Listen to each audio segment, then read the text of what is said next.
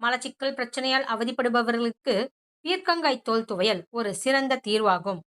பீர்க்கங்காய் தோலை மட்டும் தனியாக எடுத்து சட்னியாகவோ துவையலாகவோ செய்து சாப்பிடும் பொழுது மலச்சிக்கல் முற்றிலுமாக நீங்கி விடுவதை காணலாம்.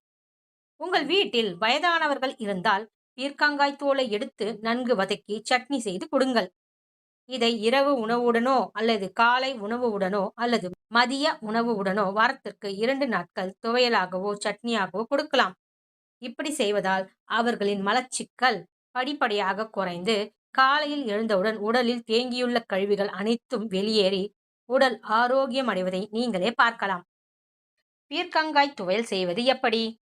தேவையான பொருட்கள்: பீர்க்கங்காய், வெங்காயம், மிளகாய், பூண்டு, சிறிதளவு புளி, தேங்காய் துருவியது, உப்பு, எண்ணெய்.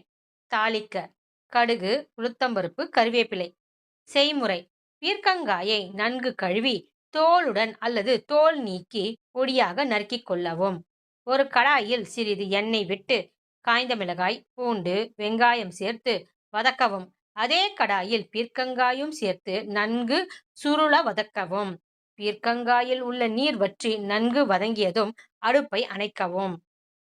வதங்கிய பொருட்கள் ஆறியதும் அதனுடன் தேங்காய், புளி, உப்பு சேர்த்து மிக்சியில் தண்ணீர் விடாமல் அல்லது கொஞ்சமாக தண்ணீர் தெளித்து கெட்டியாக அரைக்கவும்.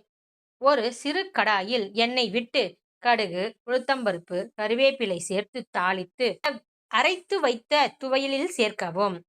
அவ்வளவுதான், பீர்க்கங்காய் சட்னி ரெடி.